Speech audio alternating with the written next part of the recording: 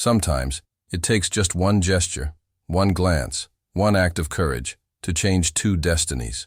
On a rainy afternoon at Union Station, a broken woman stops for a stranger, and that moment will transform them both forever.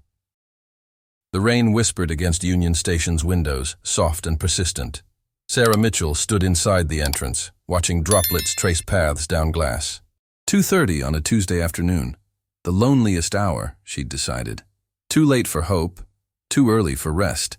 The interview had gone exactly as expected. "Your qualifications are impressive, Mrs. Mitchell," the manager had said, sliding her resume back. "But given the circumstances with your former husband's case, we can't take the risk." Circumstances. Such a sterile word for the wreckage Marcus had left behind. Sarah walked deeper into the station, heels clicking against marble. The departures board flickered overhead. Destinations she couldn't afford, futures impossibly distant. Her volunteer shift at Hope's Kitchen started at 4. She had 40 minutes to collect herself. She found a bench near the tall windows and sat, smoothing her skirt. Through rain-blurred glass, she watched commuters hurrying past. There was something beautiful about afternoon rain, how it softened everything. "Excuse me, ma'am. Could you spare some change?" A teenage boy stood nearby, shifting nervously. His clothes were worn, but his eyes clear, hungry, not high. Sarah opened her purse and found loose coins. "It's all I have," she said, placing them in his palm. "But there's a community kitchen 6 blocks east on Franklin Street. They serve dinner at 5. Tell them Sarah sent you." His face transformed. "Thank you so much." As he left, Sarah's gaze returned to the window. That's when she saw him. A man sat on the floor near the entrance, back against the wall. Not sprawled like others she'd seen, but sitting with knees drawn up, arms wrapped tight. His clothes were soaked through, not dampened by current drizzle, but saturated, as though he'd stood in rain for hours. What caught her attention wasn't the wet clothes. It was his hands. Even from 20 feet away, she could see them trembling. Not from cold or withdrawal, but something deeper. The kind that comes from weight that can't be set down. People flowed past in steady streams. A businessman stepped over his legs without breaking stride. 2 young women giggled as they passed, one glancing back to whisper. An elderly woman dropped coins near his feet without eye contact, then hurried away. The coins lay scattered while he stared at nothing. Sarah should stay where she was. She had exactly $10.35 until Friday's paycheck. Those $10 needed to last 3 more days. But something about how alone he looked, surrounded by hundreds yet completely isolated, pulled at her chest. She stood before consciously deciding to, walking toward him slowly. As she got closer, details emerged. His coat, though torn and stained, had once been expensive. His dark hair showed signs of a good cut gone too long without maintenance. And there, clutched in his right hand, was a photograph so water-damaged the image was barely visible. She stopped a few feet away. "Excuse me?" When he looked up, she found herself staring into eyes the color of storm clouds, gray with darker depths, eyes that had seen too much. "I don't want money," he said, voice rough. "I didn't ask for it." "I know," Sarah replied gently. She gestured to scattered coins, but people keep giving it anyway. Something like a smile flickered and died. "They're not giving it to me. They're giving it away so they feel better about walking past." The observation was painfully accurate. "You're right. That's exactly what they're doing." He looked at her fully, as if trying to solve a puzzle. Sarah crouched down. The floor was cold and damp, but she ignored it. "Can I sit with you for a minute?" "Why would you want to do that?" "Because you look like someone who could use company, and I have 40 minutes before my train. I'd rather spend them with someone real." For several seconds, he stared. Then, slowly, he nodded. Sarah sat beside him. A woman with 2 children pulled them closer as she passed, shooting Sarah a disapproving look. Up close, she could see bruised knuckles, hollow shadows under his eyes, a jaw clenched tight. "I'm Sarah," she offered. A pause. Then, "Daniel." "It's nice to meet you, Daniel." Something about how he said his name, as if uncertain he had the right to claim it, made her want to remind him he was still worth knowing. They sat in silence, watching activity swirl around them. A family reunion near Gate 4. 2 businessmen arguing about connections. someone's luggage spilling across the floor. The photograph remained clutched in his hand. Sarah let her gaze rest on it, a silent invitation. Daniel's thumb brushed across the ruined image. Tom and Jennifer, he said quietly. Their engagement party, 2 years ago. Past tense. Sarah's heart clenched. They're beautiful together. Were. The word came out broken. Sarah waited, understanding that sometimes the most powerful gift is space to speak. I destroyed their lives. His voice was barely audible over rain against windows. 4 months ago, driving home from a meeting, I'd been awake 36 hours straight. Sarah's breath caught as understanding dawned. The intersection at Maple and 7th, Daniel continued, staring at the photo. Yellow light. I remember thinking I should stop, but I was tired, wanted to be home. A security guard walked past. Neither acknowledged him. I closed my eyes. 1 second, maybe 2. His hands shook harder. When I opened them, there was this sound, metal and glass. Tom's car flipped 3 times. Jennifer was thrown through the windshield. Oh, Daniel, Sarah breathed. She was 7 months pregnant. His voice shattered. They were naming her Emma. Nursery painted yellow because Jennifer had this feeling it was a girl. She was right. Tears streamed down his face. Sarah reached out and took his free hand in both of hers. His fingers were ice cold, trembling violently, but she held firm. Jennifer lost Emma that night, Daniel continued, words tumbling. Baby died before the ambulance arrived. Tom's spine was damaged. He'll never walk. Jennifer was in a coma 3 weeks. When she woke, first thing she asked about was her baby. I'm so sorry, Sarah whispered. I paid for everything. Best hospital, best doctors, best rehabilitation. Set up a fund for their future. But money doesn't bring Emma back. Doesn't make Tom walk. Doesn't erase the moment Jennifer learned her daughter was gone. The afternoon light was shifting, growing dimmer. My friends, Daniel said, bitterness creeping in, told me to move on. It was an accident. You've paid your dues. As if lives were ledger items to be balanced. Sarah recognized that tone. The same she'd used describing people who'd abandoned her after Marcus's crimes surfaced. Legally, I did everything right, Daniel continued. My lawyers made sure. No vehicular manslaughter charges because I wasn't drinking or on drugs. Just tired. Got a reckless driving citation. Paid a fine. Legal system was done. But you're not done with yourself, Sarah said softly. How can I be? His eyes met hers. I wake every night at 3:14 a.m., the accident's exact time. Every night I see Jennifer's face when she realized what she'd lost. How do you move on? Sarah took a deep breath. Can I tell you something? He nodded. 18 months ago, my husband disappeared. Left a note saying, I'm sorry, but I have to go. That was it. The familiar ache pressed her chest. 2 days later, federal agents arrived. Marcus had been using my name, my social security number, my identity to hide millions in fraudulent transactions. Shell companies in my name. Forged signatures. An entire criminal empire while I thought we were just living our lives. Daniel listened intently. I lost everything. Job, reputation, home. Spent 6 months being investigated, proving I wasn't complicit. My own mother didn't believe me initially. People I'd known for years looked at me like I was lying. But you didn't know, Daniel said. I didn't, Sarah confirmed. Eventually, investigators figured that out. But damage was done. Nobody wants to hire someone whose name appears in court documents beside fraud. So what did you do? Sarah smiled sadly. Started volunteering at a community kitchen. Hope's Kitchen on Franklin Street. I'd lost my job, was living on unemployment. But I knew I could still serve soup. Still look people in the eye and treat them with dignity. That's where you're going, Daniel realized. 3 times weekly, Sarah agreed. I serve meals to people society's decided don't matter. And I've learned that people who've lost everything are the only ones who truly understand what matters. That kindness doesn't require wealth, that the weight you're carrying doesn't get lighter alone. I don't know how to let it go, Daniel said. Then don't, Sarah surprised him. Transform it instead. What? You can't undo what happened. Can't bring Emma back, make Tom walk, or erase Jennifer's grief. But you can decide what to do with this pain. Let it destroy you. Or let it remake you into someone who understands suffering in ways you never did. Is that what you did? I'm trying. Some days I fail miserably. Some days I'm so angry I can barely function. But then I serve someone struggling more than I am. And remember, I still have something to give.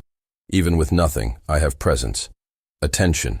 The ability to make someone feel seen. A train whistle sounded. Sarah glanced at the departures board. She didn't stand. "When you sit here," she said quietly, "are you punishing yourself or looking for something?" His breath caught.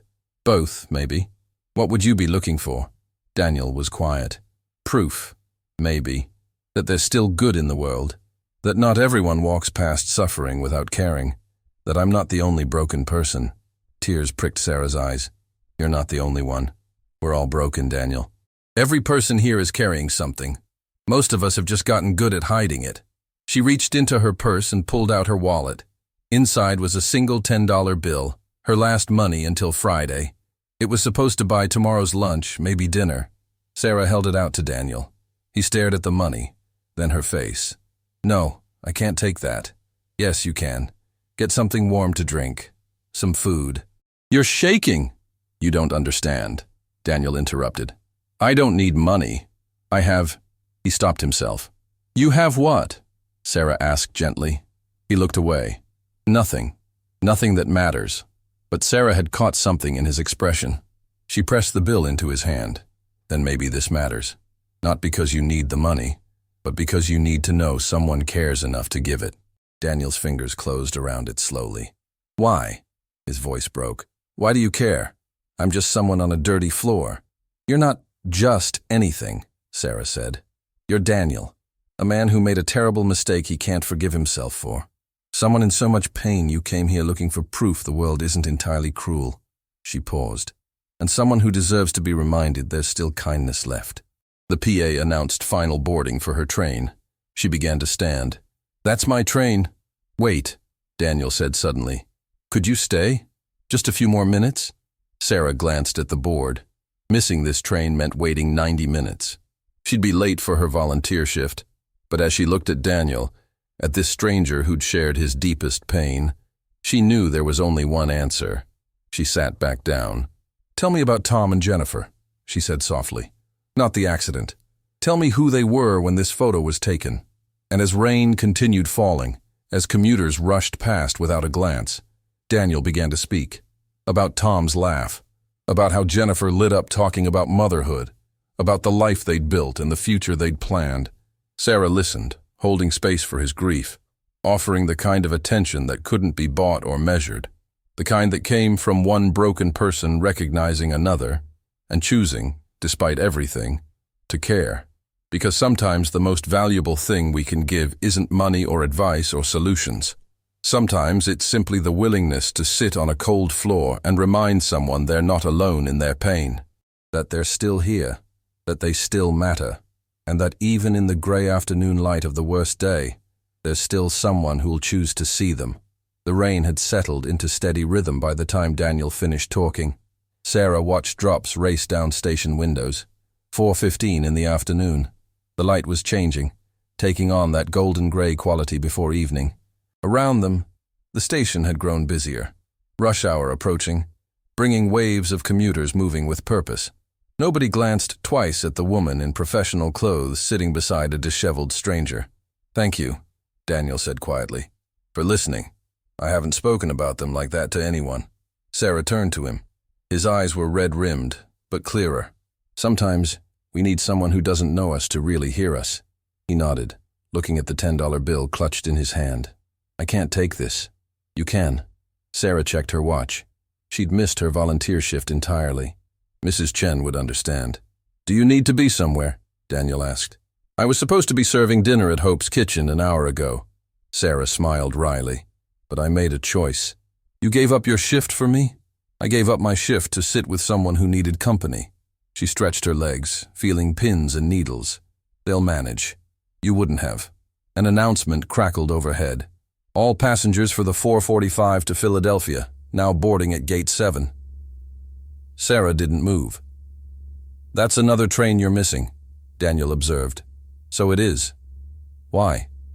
Sarah considered the question. Why sit on cold floor with a stranger when she could be heading home?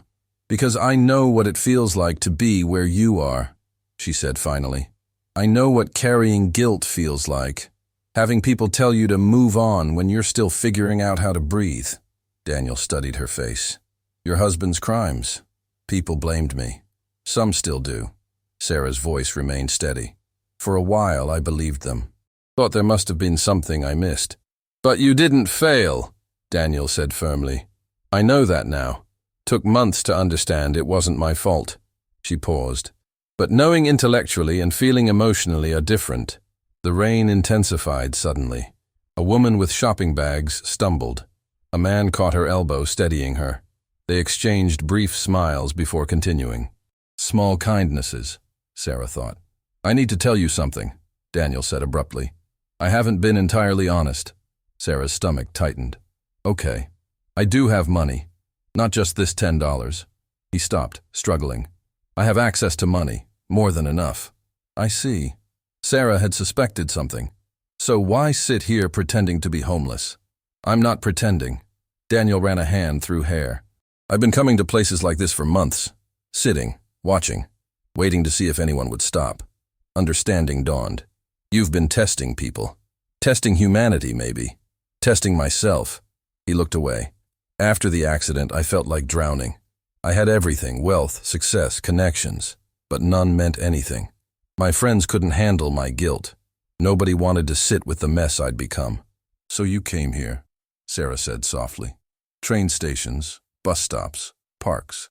I dressed down, sat on ground, counted how many would walk past without seeing me, how many would toss coins without eye contact, how many would actually stop.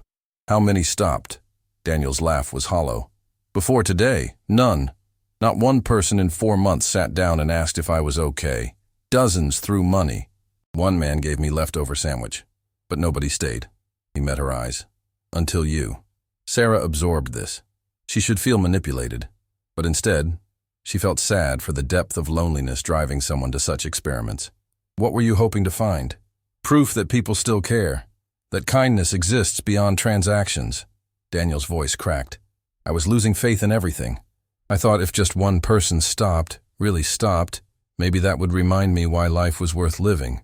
Sarah remembered her earlier intuition. You were looking for a reason to keep going. I was looking for a reason not to give up entirely, he admitted. Today was supposed to be the last time. I told myself if nobody stopped by the time the station closed tonight, that would be my answer. Sarah felt tears prick her eyes. Daniel, but then you sat down. You didn't just give me money. You gave me your time, your attention. His voice dropped to whisper. You saved my life today, Sarah. Literally. The noise of the station seemed to fade.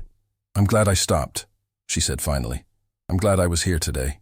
But I deceived you. Let you give me your last $10 when I have thousands. You didn't deceive me about what mattered, Sarah countered. Everything about Tom and Jennifer, the accident, your guilt, that was real, wasn't it? Every word. Then the rest doesn't matter. You were still suffering, still alone. She paused. Though I'd like that $10 back now. Daniel's eyes widened. Then he saw her slight smile. A surprised laugh escaped him. He unfolded the bill and handed it back. You should have nothing to apologize for, Sarah said gently. You were in pain. I understand that. A security guard appeared at the corridor's end. He began walking toward them, gaze fixed on Daniel. Sarah recognized the look.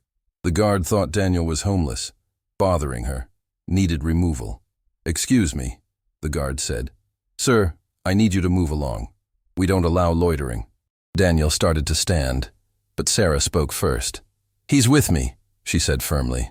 We're having a conversation while waiting for our train. The guard's expression remained skeptical. Ma'am, if this individual is bothering you, he's not bothering me. He's my friend. The word came naturally. We're simply sitting here talking. We have policies about what? About people sitting on floors. Sarah's voice remained calm, but carried an edge. Or is the policy specifically about people who look like they might not have much money? The guard's jaw tightened. Several nearby travelers had slowed, watching. A teenage girl with phone out had turned in their direction. I'm just doing my job, ma'am. Your job is to keep the station safe, not harass people doing nothing wrong, Sarah replied. We're not blocking walkways. If that's a problem, I'd like to speak with your supervisor. The guard stepped back. Just make sure you're not blocking traffic flow, he muttered before walking away. Sarah watched him go, heart pounding. Thank you, Daniel said quietly. Nobody deserves to be treated like they're less than human. Is that what they did to you, after your husband's crimes? Sarah nodded slowly. Suddenly, I was suspicious, guilty by association. It taught me how quickly society decides who matters. The rain was finally easing. Through windows, Sarah could see clouds beginning to break apart. I should tell you my full name, Daniel said. If we're friends, you should know who I am. Only if you want. Daniel Hartwell. I run Hartwell Enterprises. Or I did, before I couldn't function anymore. The name meant nothing to Sarah. Should I recognize that? Daniel's smile was sad. Most people do. Investment and development. Worth about 900 million. Which is ironic because I'd give all of it to undo one moment. Money can't buy back time, Sarah agreed. They sat in silence. Around them, evening rush was intensifying. What happens now? Daniel asked. Do you have somewhere to go tonight? Sarah checked her watch. 6:30. The last train to Philadelphia had departed. She had nowhere to sleep except perhaps a bench in this station. I'll figure something out, she said. Daniel studied her face. You're staying here overnight, aren't you? I've slept in worse places. No. Daniel stood, offering his hand. You're not sleeping in a train station, not after what you did for me today. Sarah took his hand and stood. Daniel, I know you don't need charity, but you gave me something invaluable today. Let me give you something practical in return. His eyes were earnest. There's a hotel 3 blocks from here. Let me get you a room for the night. Safe, warm, with food. Please. Sarah was exhausted, hungry. The thought of a warm bed was overwhelming. Just a room, she said finally. Just a room, Daniel agreed. And maybe dinner? I haven't eaten all day. Sarah's stomach growled audibly. They both laughed. As they walked toward the station exit, Daniel carrying his water-damaged photograph, Sarah caught their reflection in a store window. A well-dressed woman and bedraggled man who'd started the day as strangers. Friends, she'd called them. It felt inadequate for what had passed between them. They'd witnessed each other's broken places and chosen to stay anyway. The rain had stopped completely. As they stepped outside, Sarah looked up. Between breaking clouds, the first stars were appearing. Daniel followed her gaze. Jennifer used to say that stars were proof that light could exist even in darkness. She was right, Sarah said softly. The hotel lobby was warm. Daniel approached the front desk while Sarah waited. 1 room, Daniel said to the clerk. Something comfortable. The clerk nodded. Of course, Mr. Hartwell. Sarah felt a small jolt. Daniel was known here. This was his world. Daniel returned with a key card. Room 412. They're sending up dinner. I hope pasta is okay. Pasta is perfect, Sarah said. They rode the elevator in comfortable silence.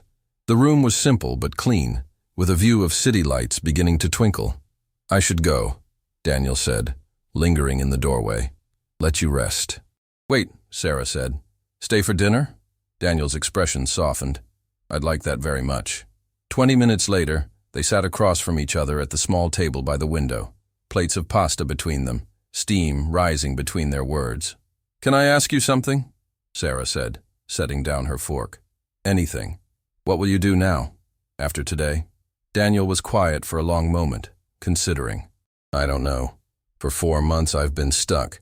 Today was supposed to end that one way or another. He looked directly at her. But you changed something. You reminded me that connection is possible. That goes both ways, Sarah said softly. You saw me too. What will you do? Daniel asked. Sarah smiled. Keep showing up at Hope's Kitchen. Keep applying for jobs.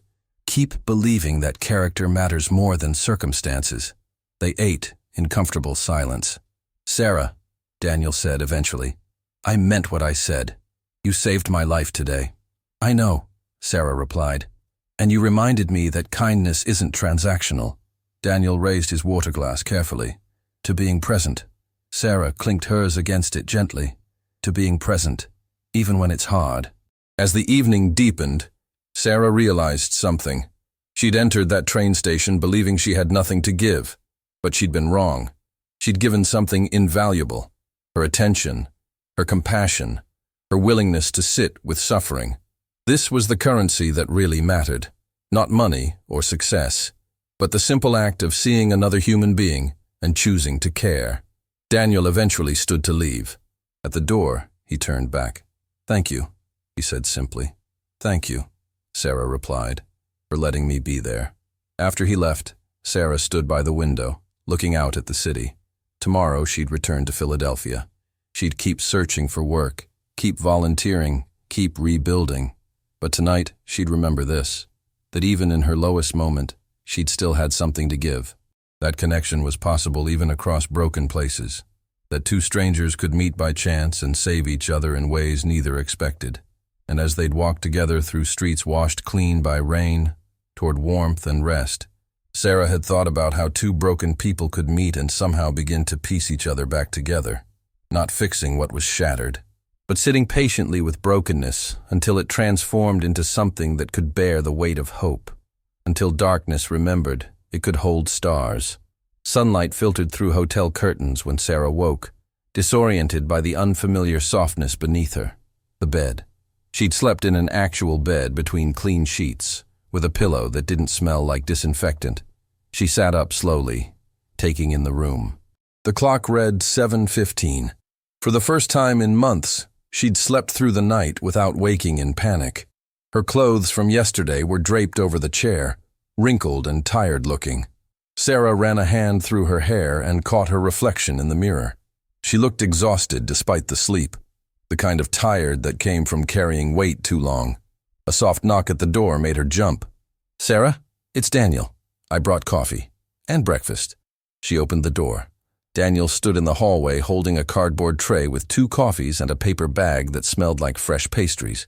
He'd changed clothes, jeans and a simple gray sweater that made him look younger, less haunted. "I hope this isn't presumptuous," he said. "I couldn't sleep, so I walked to the bakery down the street." Sarah smiled. "It's perfect. Come in." They sat at the small table by the window, the morning city spreading below them. People hurried to work, buses stopped and started, life continuing its relentless motion. "How did you sleep?" Daniel asked. "Better than I have in months." Sarah wrapped her hands around the warm cup. "I didn't realize how much I needed this. Just one night of feeling safe." Daniel nodded.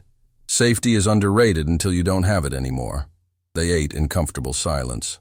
The croissants were buttery and flaky, and Daniel tore into his with the enthusiasm of someone rediscovering simple pleasures. "I've been thinking," Daniel said eventually, "about what you said yesterday, about transforming pain instead of letting it destroy you." Sarah set down her coffee. "And? I want to try. I don't know how, but I want to try." He paused, choosing words carefully.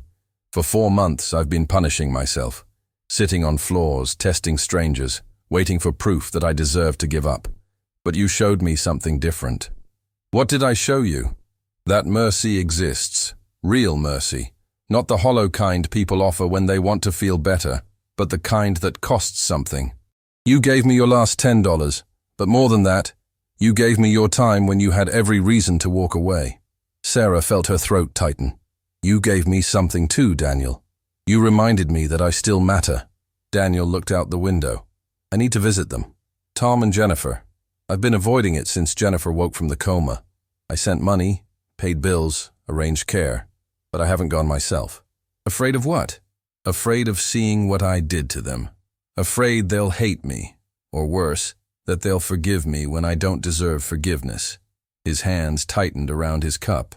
"How do you sit across from someone whose life you destroyed?" "The same way you sit on a train station floor and wait for someone to care," Sarah said softly. "You just do it. You show up, even when it's hard." Daniel was quiet for a long moment. Then, "Will you come with me?" Sarah blinked. "What?" "To visit them. I know it's asking a lot, but I don't think I can do this alone." Sarah considered. She should say no. She had a train to catch, a life to get back to. But something in Daniel's eyes made the decision for her. "Okay," she said. "I'll come with you." The relief on his face was immediate and profound. "Thank you." "But first," Sarah said with a slight smile, "I need to borrow a toothbrush, and possibly some fresh clothes." Daniel laughed. A real laugh, surprised and genuine. "I think we can arrange that." 2 hours later, Sarah stood in the lobby wearing clothes that actually fit, courtesy of a quick shopping trip Daniel had insisted on. Nothing extravagant, just clean jeans, a soft blue sweater, and comfortable shoes. They took Daniel's car, a surprisingly modest sedan that had clearly sat unused for months. "Sorry about the mess," Daniel said, sweeping old receipts off the passenger seat. "It's fine. It's real." Sarah settled in. "Where do they live?" "About 40 minutes from here. They're staying with Jennifer's parents. Tom's in a wheelchair, and the house has been modified with ramps." They drove in silence, the city giving way to suburbs, then to quieter residential areas with tree-lined streets. "Tell me about them," Sarah said. "Before the accident, who were they?" Daniel's face softened. "Tom is a high school history teacher, loves jazz music and collects vinyl records. Jennifer's a graphic designer, freelance. They were one of those couples everyone envies." "And the baby? Emma?" "They'd been trying for 2 years. Jennifer had miscarried twice before. When they finally made it past the first trimester, they were so happy." His voice cracked. "They did everything right." Sarah squeezed his hand briefly. "You can't think like that. Timing is just timing." They pulled up to a modest 2-story house with a carefully maintained garden. A wooden ramp led to the front door. Daniel turned off the engine but didn't move. His hands gripped the steering wheel, knuckles white. "I can't do this," he whispered. "Yes, you can," Sarah said firmly. "Look at me, Daniel." He turned to face her, fear naked in his eyes. "You survived yesterday. You can survive this." She paused. "And I'll be right beside you." Daniel took a deep breath. "Okay." They walked up the ramp together. Daniel's hand shook as he rang the doorbell. The door opened to reveal a woman in her early 50s with kind eyes. She looked at Daniel, and Sarah watched her face cycle through recognition, surprise, and something softer.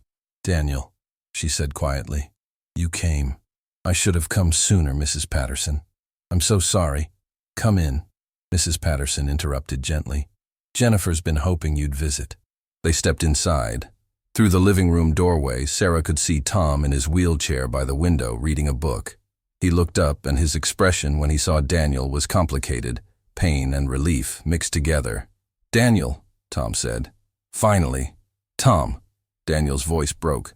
"I don't know what to say." "Then don't say anything yet. Just sit down." Tom gestured to the couch. "Who's your friend?" "This is Sarah," Daniel said.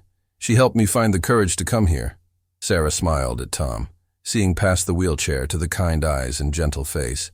"It's nice to meet you." "You too." Tom studied her. Anyone who got Daniel through that door deserves a medal. Footsteps on the stairs made them all turn. Jennifer appeared, moving slowly, one hand on the railing. She was thin, almost fragile-looking, but her eyes were clear and direct. When she saw Daniel, she stopped halfway down. "You're here," she said simply. "I'm here," Daniel echoed. "I'm so sorry, Jennifer." "Stop." Jennifer continued down the stairs, crossed the room, and did something that made Sarah's breath catch. She hugged Daniel, just walked up and wrapped her arms around him while he stood frozen, tears streaming down his face. "I forgave you months ago," Jennifer whispered, loud enough for everyone to hear. "The question is, when will you forgive yourself?" Daniel's knees buckled. They sank onto the couch together, Daniel sobbing into his hands, while Jennifer sat beside him, one hand on his shoulder. Tom wheeled closer. "You think you're the only one who's been suffering? We've been waiting for you, man. Waiting for you to stop hiding." Sarah felt tears on her own cheeks. Mrs. Patterson handed her a tissue. "You didn't take our daughter," Jennifer said, her voice steady despite the tears. "The accident did. Bad timing, exhaustion, a terrible moment. But Emma was loved. She was wanted. She was real. You didn't take that away."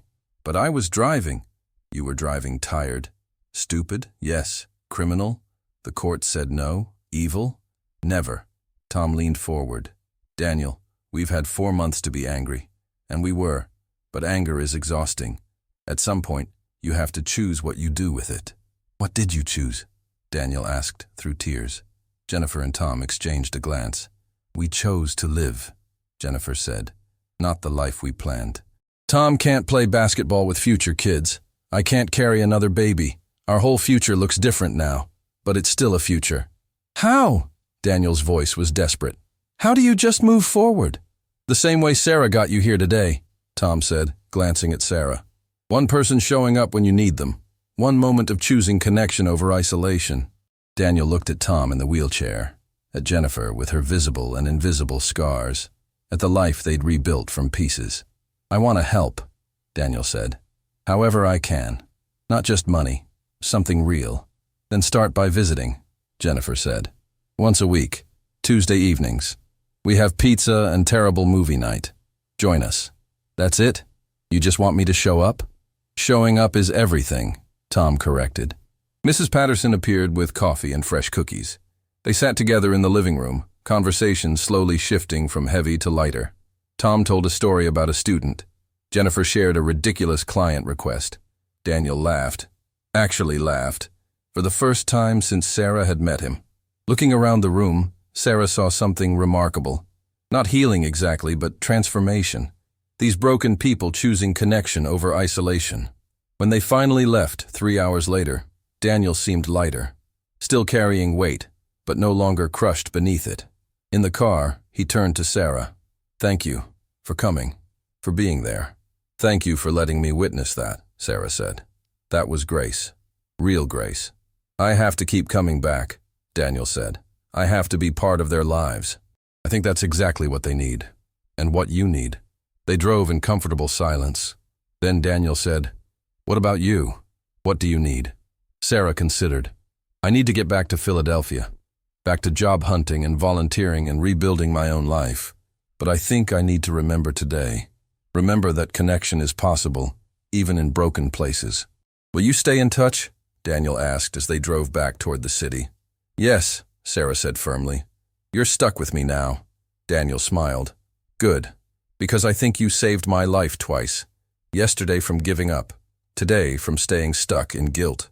Sarah laughed softly. Then we're even. You reminded me twice that I matter. As they drove, Sarah watched clouds break apart to reveal blue sky. Somewhere ahead was her train home, her small apartment, her uncertain future. But she wasn't facing it empty-handed anymore. She was carrying proof that mercy existed, that broken people could piece each other back together, that sometimes the most valuable thing we possess is simply the willingness to show up for another person when they need us most. They reached the train station as afternoon sun painted everything gold. Daniel walked her to the platform. This isn't goodbye, he said quietly. See you later, Sarah agreed. Tuesday evenings. I expect updates. You'll get them. When her train arrived, Sarah hugged Daniel briefly. Thank you for yesterday, for today, for reminding me that kindness still exists. Thank you for stopping, Daniel said simply. For seeing me when I needed to be seen. Sarah boarded and found a seat by the window. As the train pulled away, she watched Daniel standing on the platform, waving. He looked different than yesterday. Straighter, lighter, like someone remembering hope. And that was worth more than any bank balance or job title or stable life plan. It was worth everything. And that was worth more than any bank balance or job title or stable life plan. It was worth everything. 3 months had passed since that rainy afternoon at the train station, and Sarah barely recognized her own life. She stood in the small office of Patterson and Associates, a modest law firm that specialized in helping victims of financial fraud.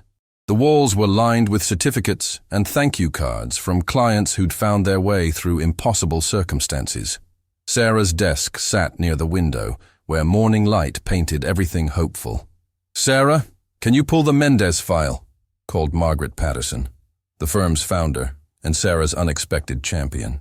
Margaret was a woman in her 60s who'd built her practice on the radical belief that people deserved second chances. On it, Sarah replied, pulling the folder from her meticulously organized filing system.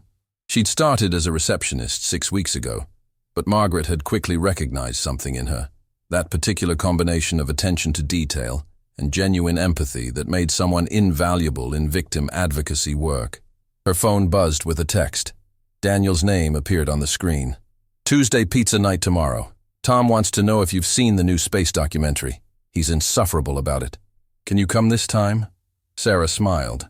They'd been texting regularly since she'd left, but her schedule hadn't allowed a visit back yet.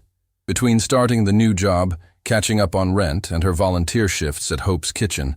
Her days were full in the best possible way. I'll try. Depends on when court lets out. Tell Tom I haven't seen it yet, but I've heard it's amazing. You're enabling him. Jennifer says thank you for that. She pocketed her phone and returned to work, but her mind drifted to the journey of the past 3 months. The job at Patterson & Associates had materialized through an unlikely chain of events. A woman at Hope's Kitchen whose sister worked at the firm, who'd heard Sarah's story and thought she'd be perfect for the role. No application, no formal interview. Just Margaret Patterson showing up at the soup kitchen one evening and saying, "I hear you're good with people and details. When can you start?" It wasn't glamorous. The pay was modest, the cases heartbreaking, the hours long. But for the first time since Marcus's disappearance, Sarah felt like she was exactly where she was supposed to be.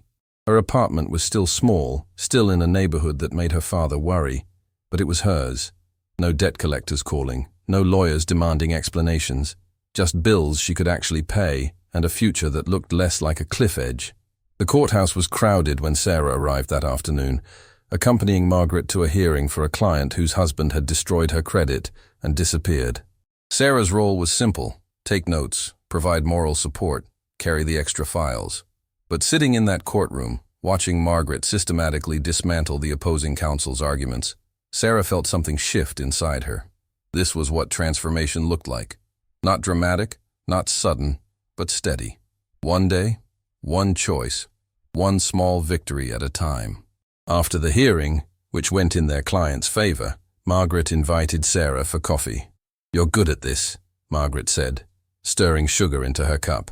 "Better than good. You have instincts." "I'm just taking notes and organizing files," Sarah protested. "You're doing more than that. Mrs. Chen noticed it too." Margaret smiled. "You see people, really see them. That's rarer than you think." Sarah felt warmth spread through her chest. "Someone taught me that recently, about seeing people. The man from the train station, Daniel." Sarah had told Margaret the story one evening when they'd worked late. She nodded. "He needed to be seen. I just happened to stop." "And he saw you too," Margaret observed. "That's how it works. Real connection goes both ways." They sat in comfortable silence for a moment. Then Margaret said, "I want to offer you a different position, victim advocate. It means working directly with clients, helping them navigate the system. More responsibility, slightly better pay. Interested?" Sarah's breath caught. "Victim advocate? But I don't have training. I'm not a lawyer." "You don't need to be a lawyer. You need to be someone who understands what it feels like to be blamed for someone else's crimes. Someone who won't give up on people when things get complicated." Margaret looked at her directly. "You're already doing the work, Sarah. I'm just making it official." Sarah felt tears prick her eyes. Yes, absolutely yes. That evening Sarah called Daniel from her apartment, too excited to just text. "Sarah, you're calling. Is everything okay?" His voice carried genuine concern. "Everything's amazing. Margaret offered me a promotion. Victim advocate. Me. Can you believe it?" Daniel's laugh was warm and genuine. "Of course I can believe it. You're incredible at this. You were born for it." "I wasn't born for it. I was broken into it. There's a difference." "Maybe breaking is how we find our real shape," Daniel said quietly. "Like those Japanese bowls that are repaired with gold. The cracks become the most beautiful part." Sarah sat down on her small couch, cradling the phone. "How are you doing?" "Really?" A pause. Then, "I'm better, not healed. I don't think I'll ever be fully healed, but better. I go to therapy twice a week now. Dr. Sa. Martinez is patient with my nonsense. And Tuesday nights with Tom and Jennifer have become the highlight of my week. And the business? Hartwell Enterprises? I'm stepping back. Not completely. I still own it, still have final say. But I'm letting my team actually run things. Turns out I was holding on so tight I was strangling the company. Letting go has been good for everyone." Sarah heard something new in his voice. Not happiness exactly, but something close to peace. "I'm proud of you." "Same. We're both doing the work, right? Transforming instead of destroying." "Daniel, about tomorrow. I think I can make it. Court should let out by 4, and I can catch the 5:30 train." "Really?" The hope in his voice was palpable. "Tom and Jennifer will be thrilled. They ask about you constantly." I think they've adopted you as honorary family. I'd like that. I could use some family that isn't disappointed in me. Your father loves you, Sarah. You've said he calls every week. He does. But there's still this undercurrent of, when will you get a real job and why won't you move back home where it's safe? He means well, but he doesn't understand that I need to build this life myself. Then we're your family, Daniel said firmly. The weird, broken, pieced-together kind. But family, nonetheless. After they hung up, Sarah sat in the gathering darkness of her apartment, letting the weight of the day settle. 3 months ago, she'd been at rock bottom. No job, no hope, no future visible beyond the next desperate day. Now she had a job that mattered, an apartment she could afford, people who cared about her, and most surprisingly, she had Daniel, not as a romantic interest but as something deeper, a friend who'd seen her at her worst and chosen to stay anyway. The next evening, Sarah arrived at Tom and Jennifer's house carrying a bottle of wine and butterflies in her stomach. The house looked the same. Neat garden, wheelchair ramp, warm lights in the windows. But somehow it felt different, less heavy with grief. Jennifer opened the door and her face lit up. "Sarah, you're here!" She pulled Sarah into a hug that felt like coming home. Inside, Tom was setting up the TV while Daniel arranged pizza boxes on the coffee table. When Daniel saw Sarah, his whole face transformed. "You made it," he said, crossing the room to hug her. "I wasn't sure you'd actually come. I promised, didn't I?" Over pizza and the space documentary Tom had been obsessing over, Sarah watched the easy rhythm between the three of them. Daniel teasing Tom about his enthusiasm, Jennifer stealing the last slice of pepperoni. Laughter that came naturally, not forced or performative. During a particularly dramatic moment in the documentary, Jennifer muted the TV. "Okay, I need to say something." Everyone turned to her. She looked at Sarah, then at Daniel. "I've been thinking about this for weeks, about what to say, how to say it. But there's no perfect way, so I'm just going to be honest." Tom reached for her hand. She squeezed it, gathering strength. "When the accident happened, I was so angry. At Daniel, at God, at every person who got to go home to a normal life while mine was shattered. I wanted someone to blame, someone to punish. And Daniel was right there, already punishing himself worse than anyone else could." Daniel's jaw tightened, but he didn't look away. But then something changed. Tom and I were sitting in physical therapy one day, watching him struggle with exercises that used to be automatic. And I realized something. We could spend the rest of our lives being angry, or we could choose something different. "What did you choose?" Sarah asked softly. "We chose to live, really live. Not just survive, but actually build something new." Jennifer's eyes were bright with tears, but her voice was steady. And part of that was letting Daniel back in. "Not because we forgave the accident. You can't forgive accidents. They just happen. But because we forgave him for being human, for making a terrible mistake, for being broken like the rest of us." Tom wheeled closer. "You want to know what the real gift was? It was when Daniel started showing up. Not with money or guilt or grand gestures, just showing up. Tuesday nights, sometimes he brings pizza, sometimes he brings himself. And that consistency, that presence, has been more healing than any amount of money could ever be." Sarah felt tears streaming down her face. Daniel was openly crying, not bothering to hide it. "You both taught me something I didn't know I needed to learn," Daniel said, his voice thick. "That redemption isn't about earning forgiveness. It's about showing up anyway, about being present even when it's hard, about choosing connection over isolation. And you," Jennifer said, turning to Sarah, "you taught him that first. The day at the train station. You showed him what it looked like to stop for someone who needed to be seen." Sarah shook her head. "I didn't do anything special. I just sat down." "You sat down when everyone else walked past," Tom corrected. "You chose to see him when the whole world was telling him he was invisible. Do you know how rare that is? How powerful?" They sat together in the warm living room, the documentary forgotten, sharing tears and truth and strange, healing grace. Mrs. Patterson appeared with fresh coffee and tissues, her eyes knowing and kind. She'd seen this moment coming, Sarah realized. This gathering of wounded people choosing healing over hurt. "To showing up," Tom said, raising his coffee mug. "To showing up," they echoed. And in that simple toast was everything that mattered. Just broken people choosing to show up for each other, one Tuesday night at a time. As Sarah rode the train back to Philadelphia later that night, watching city lights blur past, she thought about transformation, how it was built in small moments. A coffee offered, a door opened, a choice to stay instead of leave. 3 months ago, she'd given her last $10 to a stranger. Tonight, she'd received something infinitely more valuable, proof that redemption was possible, that broken things could be beautiful. She pulled out her phone and texted Daniel, "Thank you for tonight." His response came back quickly.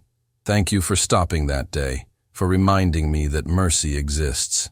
Sarah smiled through tears as the train carried her home. Somewhere behind her was the family she'd found.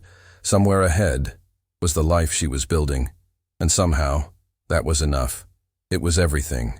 6 months after that rainy afternoon, Sarah stood in the arrivals section of Union Station, watching travelers rush past with the same purposeful urgency she remembered from that desperate day.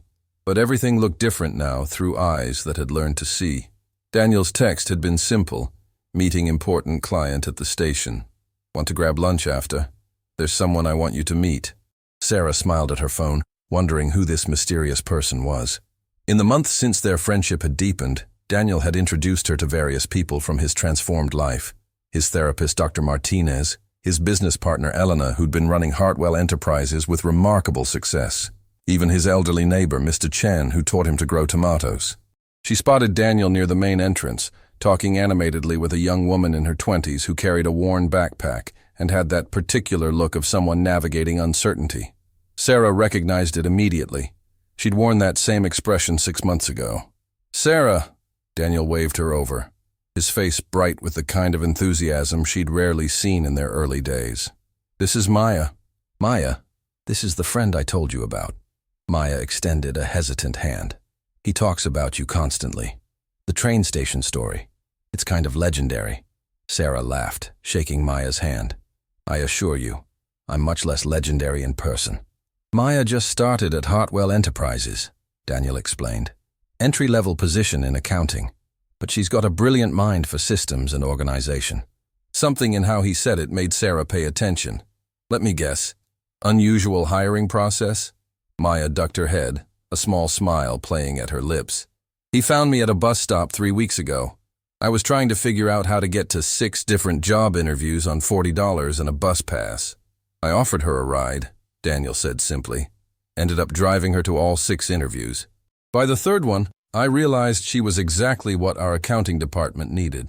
Someone who understood numbers but also understood people." Sarah felt warmth bloom in her chest. "You stopped for her. I remembered what you taught me. About seeing people. About stopping when everyone else walks past." Daniel looked at Maya with genuine respect. Turns out, Maya had been homeless for 4 months after aging out of foster care. No family, no safety net. But she kept showing up to those interviews in clothes she'd carefully washed in public restrooms, with a resume printed at the library. Maya's eyes shimmered. "He gave me a chance when my resume had a 4-month gap I couldn't explain without admitting I'd been sleeping in shelters." "You gave yourself a chance," Daniel corrected gently. "You kept showing up. I just opened a door you'd already proven you could walk through." They walked to a nearby cafe, the conversation flowing easily. Maya talked about her first weeks at Hartwell Enterprises, how strange it felt to have stability after months of uncertainty. Sarah shared her own journey, the way Margaret Pattison had seen potential where others saw only scandal. "It's like there's this whole world of people helping people," Maya said, stirring sugar into her coffee. "I thought everyone just looked out for themselves. But Daniel helped me, and he said you helped him, and now I'm trying to figure out how to pass it forward." "You already are," Sarah said. "Every day you show up to work, every time you help a coworker, every moment you choose connection over isolation, you're passing it forward." After lunch, Maya left for her afternoon shift, but not before hugging them both fiercely. "Thank you," she whispered, "for reminding me that good people still exist." When she was gone, Daniel turned to Sarah. "Want to take a walk? There's something I need to tell you." They wandered through the station, past the spot where Sarah had first seen Daniel sitting on the floor 6 months ago. Someone had placed a bench there now, and an elderly man sat reading a newspaper, completely unaware of the transformation that had begun in that exact location. "I've been thinking about that day," Daniel said, "about what happened, why it mattered, and I realized something. You didn't save me with that $10. You saved me by stopping, by choosing to see me when it would have been easier to walk past." He paused. "And now I can't stop seeing people." Sarah felt tears prick her eyes. "You did the same for me." They found a quiet corner near the windows. Daniel pulled out his phone and showed Sarah a photo. Tom in his wheelchair, Jennifer beside him, both smiling while holding a small framed picture. "They're adopting," Daniel said softly. "A little girl from foster care, 7 years old. They're naming her Emma." "Oh, Daniel." Sarah's voice broke. Tom said, "We lost Emma once. Now we get to find her again in a different way." Sarah thought about transformation, about how broken people could piece themselves back together into new, beautiful patterns. "What about you?" Sarah asked. "What's next?" "I'm scaling back Hartwell Enterprises. Elena's buying me out gradually." Daniel smiled. "I want to start training programs for people who've been overlooked. People like Maya, like you were. Not a big foundation. Just me showing up, opening doors." "That sounds exactly right. And I want to do something else." Daniel pulled an envelope from his jacket. "I've been carrying this for 2 weeks. Inside was a check made out to Hope's Kitchen for $10,000. Daniel, it's not for you, it's for them. Mrs. Chen told me they've been struggling. This will help." He smiled. "You gave me your last $10 when you had nothing. Now I'm giving back." They sat together in comfortable silence, watching the eternal dance of arrivals and departures. Somewhere in this station, Sarah thought, someone else was probably facing their worst day. Someone else was probably desperate, alone, wondering if anyone cared about their struggle. "Do you ever come back here?" Sarah asked. "To this station?" "Every few weeks," Daniel admitted. "I walk through, looking for people who might need help. Sometimes I buy someone coffee. Sometimes I just sit and talk. Sometimes I help someone figure out directions, small things that matter."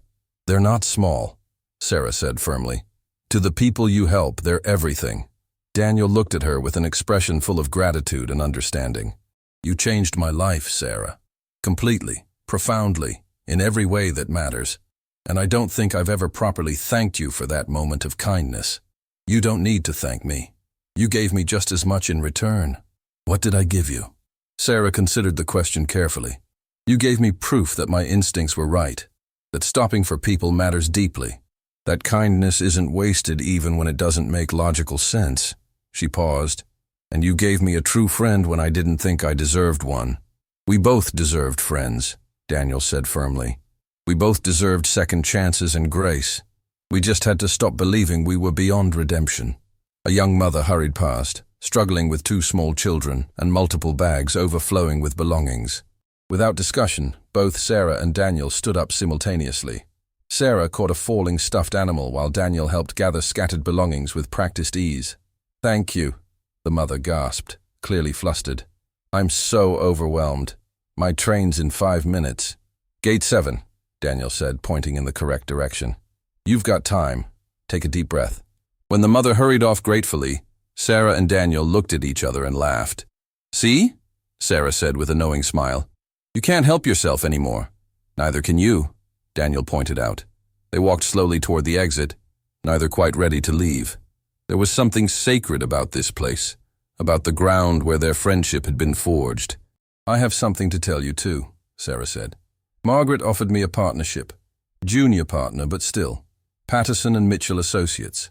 Daniel stopped walking, turning to face her with unrestrained joy.